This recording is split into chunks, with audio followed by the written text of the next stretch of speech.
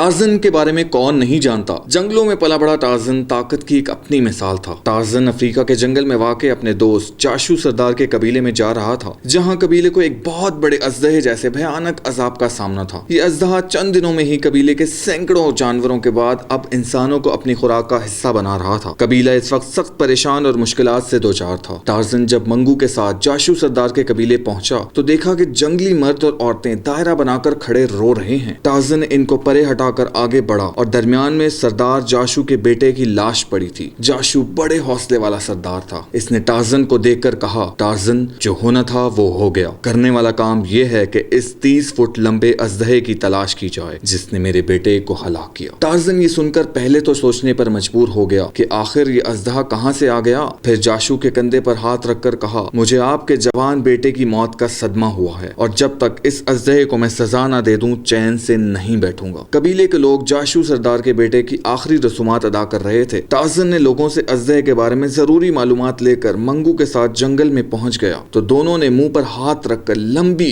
हू की आवाज निकाली और कुछ ही देर में टेरिंटू हाथी भागता हुआ टार्ज़न के पास आया, क्योंकि इसने टार्ज़न की आवाज सुन ली थी। टेरिंटू ने सूंड उठाकर टार्ज़न को सलाम किया। टार्ज़न दरख्त से छलांग लगाकर टेरिंटू की गर्दन पर सवार हो गया। टेरिंटू को सारा वाकया बताने के बाद टार्ज़न, मंगू और टेरिंटू तीनों ही अजदहे की तलाश में जंगल पार करके जंगली बस्ती के करीब पहुंच गए और फिर इस जगह पहुंच गए जहां अजदहे ने एक रात गुजारी थी। यहाँ पर तीनों एक मंसूबे के तहत अजदहे को ढूंढने लगे। टार्ज़न अजदहे के निशानात पर चलता हुआ दरख्तों से काफी दूर चला गया और टार्ज़न समझ गया कि अजदहा सामने वाले टीलों के अंदर घुसकर आराम कर रहा है। टार्ज़न ने मंगू और टेरिंटू को खुले टीले के इर्द गिर्द खड़ा किया और ये कहकर वहां से जंगल में आ गया कि वो टार्ज़न पर नजर रखें। मंगू दरख्त पर चढ़ गया और टेरिंटू दरख्तों में छुपकर शिकार का इंतजार करने लगा। थोड़ी ही देर बाद मक्खियों के एक जुलूस ने हमला किया और उन्होंने खुद को बचा लिया। टेरिंटू मक्खियों से बचने के लिए खाली टीलों में चला गया। मंगू दरख्त पर चढ़ गया और टेरिंटू मक्खियों से बचने के लिए खाली टीलों में चला गया, जहां इसके सामने अजदहा आ गया और इसका मुकाबला अजदहे से शुरू हो गया। टेरिंटू ने काफी देर तक मुख्तलिफ हरबे इस्तेमाल किए, लेकिन अजदहे के सामने बेबसी का शिकार होकर मौत को गले लगा लिया। मंगू ने जब ये हालत देखी तो वो टार्ज़न,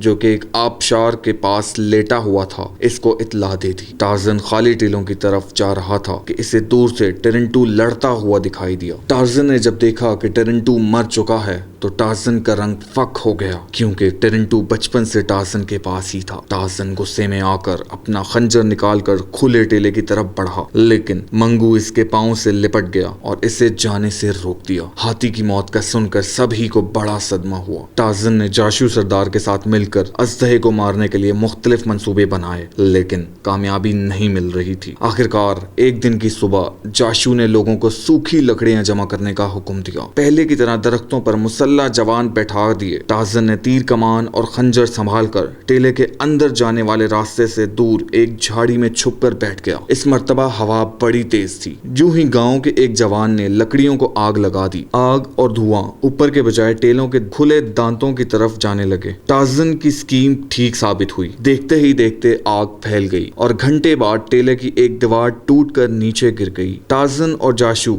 हाथों में हथियार लिए हमला करने के लिए तैयार हो गए। टेले की टूटी हुई दीवार से अजदहे का लंबूतरा खौफनाक मुंह बाहर निकला। आंखें चमकने के साथ साथ इसकी 4 जुबानें मुसलसल हिल रही थी। अजदहा धुएं और आग की गर्मी से घबराकर बाहर निकल आया। अजदहा अपनी दुम से आग बुझाकर गुस्से में आ गया और दरख्तों की तरफ बढ़ा और अपनी दुम को एक दरख्त पर लपेटा और दरख्त को नीचे गिरा दिया। दरख्तों पर बैठे हुए जंगली चीखे मार मार कर बस्ती की तरफ भागने लगे। इन्होंने अजदहे पर नेज़े फेंकने की हिम्मत भी ना थी। टार्ज़न का सारा मंसूबा खाक में मिल रहा था। इसने खंजर हाथ में पकड़ा और छलांग लगाकर अजदहे के सामने खड़ा हो गया। जो ही अजदहे ने अपना मुंह ऊपर किया तो टार्ज़न ने आगे बढ़कर इसकी गर्दन को पकड़ लिया और अजदहे ने अपनी दुम को इसके जिस्म के गिर्द लपेटना शुरू कर दिया। इन दोनों के दरमियान खौफनाक जंग शुरू हो गई थी। टार्ज़न ने पूरी कुव्वत के साथ अजदहे की गर्दन पकड़ी हुई थी और खंजर वाला हाथ अजदहे के चंगुल में था। जाशू ने जोर जोर से चीख लगाकर जंगली जवानों को आवाज दी और खुद भी नेजा लेकर आगे बढ़ना शुरू कर दी और खंजर का भरपूर وار کیا۔ زخمی اژدہے نے آخری زور لگایا لیکن ٹارزن کی جسمانی طاقت کے سامنے بے بس ہو گیا۔ خنجر کے 3 وار اژدہے کو نڈھال کر گئے۔ اس کی دم کی گرفت ڈھیلی پڑ رہی تھی۔ اتنے میں جنگلی جوانوں نے اژدہے کے پھیلے ہوئے جسم پر نیزے پھینکنے شروع کر دیے لیکن وہ الٹ پلٹ کر بچ گیا۔ زخمی ہونے کے باوجود اس نے ٹارزن کے جسم کو جکڑا ہوا تھا۔ اس کی گردن ٹارزن کے بائیں ہاتھ میں تھی اور وہ اژدہے کے چکروں میں پھنسا ہوا تھا۔ خنجر کے زخم لگنے سے اژدہا زیادہ بپھر گیا تھا۔ دونوں زندگی اور موت کی جنگ لڑ رہے تھے لیکن